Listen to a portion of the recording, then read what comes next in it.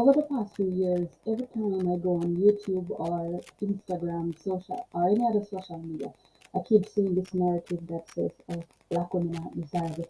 Statistics says black women are the least married. Statistics says no men want to marry you. Black women are angry. Black women are aggressive. Black women are too masculine.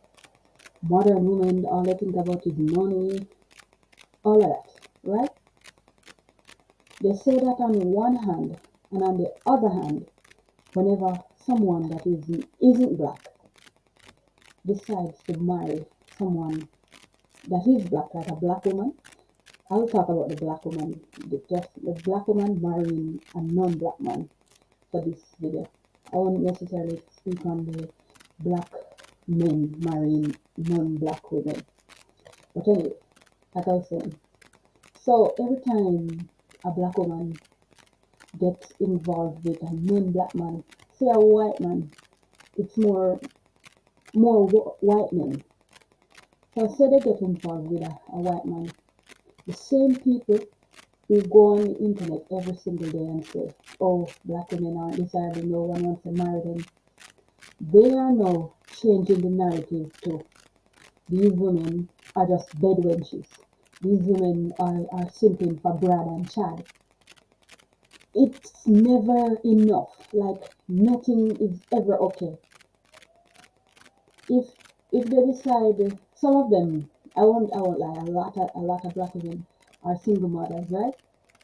They're saying nobody wants to marry single mothers. I would marry a single mother, whatever. So a non-black man decides to marry a black woman with kids. Then it changes again. Oh my God, he's such a sucker. She's gonna take him for everything. I'm so sorry for him, because these women, after they let every Tom, Dick, and Harry run through them, then they try to find a good man. It's always something like I don't know what the issue is, but like the condemnation doesn't have any form of humility. Nothing like they aren't hoping that these women will change and do better as people. I don't think that they expect them to change or even want them to change, because no matter what they do, the story changes. These red pill podcasts, like, I'm not gonna lie, they had me in the first half. But when they started talking about cheating and all of this stuff, I'm like, no, these people aren't serious. But then you have the pro-black, the black people. It's okay to be pro-black, to be pro-black. There isn't an issue. I don't have an issue with people being pro-black. I don't see the need to speak poorly about black men though. But like for some people, they're that date outside of their race, like especially a lot of American black women that date non-black men, they speak poorly about black men. I'm not American, so I wouldn't know if it's warranted, but from based on information that I've seen on the internet about the American black man and the American black women, they're both bitter. They're both operating from places of hate. Like none wants to see the other succeed in love or anything. They're fighting against each other, and they have created this thing. It's because America is in mainstream. America is basically mainstream media.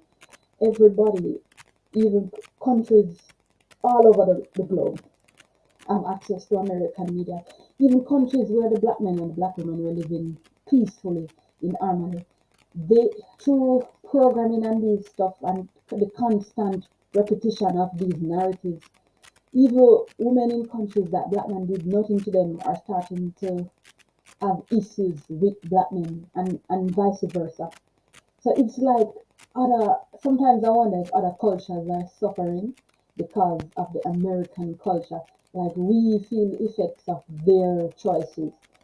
Like the things I'm from a third world country, so like they are very influential. So like the things that they speak on and the way that they behave, it translates into our culture. Like people just adapt it, sometimes consciously and sometimes unconsciously. So like I believe that the American black man and the American black women they deserve each other. Like both of them are so chaotic. Like they're both chaotic. And they really need to find middle ground and they need to find it fast. I don't think like they're doing exactly what others expect them to do. Like the powers that be in America, they're doing exactly what they expect them to do. And it's like both of them are in a, like they're in a boat. They're in opposite ends. They're on opposite ends of the boat. And it's leaking on one side. And the ones on the side that it's not leaking feel that they're okay. And like they shouldn't do anything to stop the leak because they're fine. Not knowing that the entire boat is gonna sink eventually.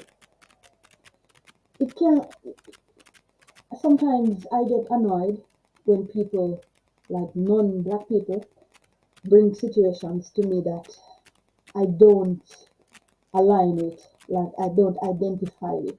I have no experience with. Like those are like American, and I have to keep specifying that I am not American.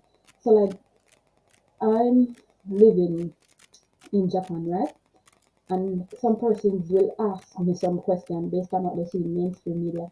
And the first thing I'll say to them is, I'm not American. I'm black, but I'm not American. So like the things that you see on the TV, they relate specifically to black Americans.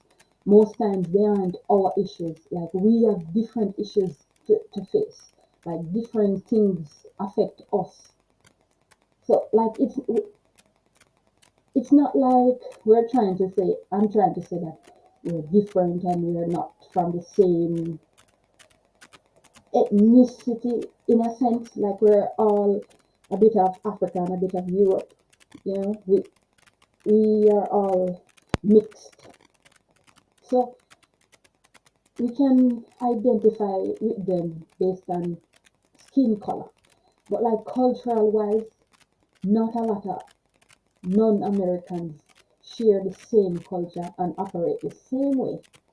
But we're all grouped into one and are expected to respond and react to things in the same way that Americans do. And sometimes I think it's not fair. Like it's not fair. I don't like it. It feels like they're like stripping us of our identity and everything. And you can't you can't tell. You can't tell by looking that we aren't from America. Maybe they'll have to observe our behaviors or something, but yes, it's kind of annoying. But anyways, they say that they want the black women to do better, right? When they try to do better, they criticize it and they have something else to say. So it's not like they genuinely want them to change. I don't feel like they genuinely want them to be better or to be better people or to change or to make better life decisions. It doesn't it doesn't seem that way to me. Because no matter what they do, the narrative will change. So they're now acting like a lot of, I hate it. Like every time I go on TikTok and I see a white man make a post and he's like, oh, I'm making this post for all the black women that love white men. And then there are some women under the post, oh my God, I love this, but you don't love us. You don't like us. They don't like us. It's a pity. We like you, but you don't like us. Why? Why? Why? Why are you stooping so low? You're trying to gain acceptance from the people you say that don't like you. Why? Why? There, it's so annoying to read some of the comments.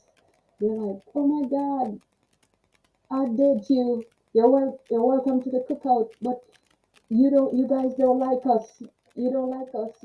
We're the most hated. We're the most undesirable. Like I'm like, these people are crazy. I don't understand it. It makes no sense to me. Yes. So every time one of them marries a non-black man, people are like, "Oh, she's such a bed wench. She's the white man's slave." The hell, it's so stupid. Like it makes no sense to me. I don't understand. It's like first you say I can't find love, right? Then I find love, and then you're saying, "Oh, it doesn't love you. It's just a fetish. You're just a bed wench." God help us. We need that help.